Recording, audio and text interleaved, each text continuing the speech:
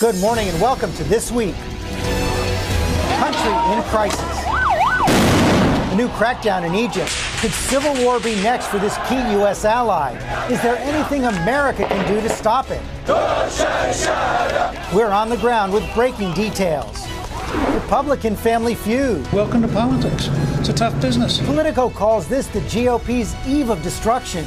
This morning, the party chair is here. And the uproar over stop and frisk. Have police gone too far, or is it keeping cities safe? New York's top cop weighs in. Plus, the Powerhouse Roundtable on all the week's politics, right here this Sunday morning. From ABC News, This Week with George Stephanopoulos starts now. Good morning. We have brand new developments right now from Egypt. After a week of violence that has killed hundreds, injured thousands, the military government now considering a dramatic move, outlawing the Muslim Brotherhood. But with Brotherhood supporters vowing to keep their protests going, this could push Egypt right to the edge of civil war. ABC's Mohammed Lila is in Cairo with all the latest. Good morning, Mohammed. Good morning, George. The mood here on the streets is very tense. There are police, there are soldiers, there are armored personnel carriers on nearly every major street as this city braces for at least 9 more protest marches set to begin within the next hour. Now, despite the recent very bloody crackdown, the Muslim Brotherhood is showing its defiance, showing and proving in many recent cases that they are willing to fight to the death if it means bringing back their ousted president, Mohamed Morsi. So, Mohammed, is there any sign that either side is looking to back away from this precipice and negotiate a solution? Well, George, that's a very good question, and this is where it gets very dangerous.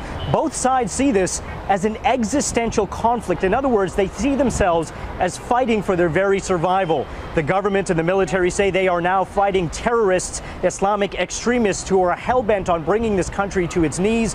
The Muslim Brotherhood, for its part, says they are still the legitimate representatives of the people of this country because they won the last election, albeit by a very slim majority. So both sides don't seem to have any middle ground, and many are predicting here that things will get far worse before they get better, if they even get better at all. Okay, Mohammed, thanks very much. I'm joined now by ABC's Chief Global Affairs Correspondent Martha Raddatz. And Martha, this crisis unfolding for months, and it's been kind of a case study in U.S. impotence. When the Brotherhood is in, the United States tries to press them to open up. They don't. The military comes in. The president condemns the crackdown. That makes no difference either. We seem to have absolutely no leverage in Egypt. We have seen no change. Everything the U.S. asks for, nothing happens. And that's what's happened over the last few weeks.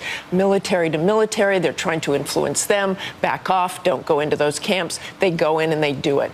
The president has not taken away, has not made any indication that he'll take away that $1.3 billion in military aid. And I don't think you'll see the president ever try to take that away. They're trying to get a plan together before Congress comes back. What do we do? But right now, there is no plan. There is no leverage except for military equipment in the future. But you're seeing more calls, Senators McCain and Graham both saying it's time to suspend aid right now. And if the military continues with this crackdown, won't the U.S. be forced into that position? Well, that's the big question. Where is the red line for the U.S.? Where is it? There was never really a red line in Syria, and you see tens of thousands of people killed. They've lost 900 people now here in Egypt. There still seems to be no red line. So we don't know what the U.S. will do next. I've talked to several officials, and they say perhaps repair parts for some of the military equipment, perhaps Apache helicopters. Will that make a difference? They've got all kinds of money coming in from elsewhere.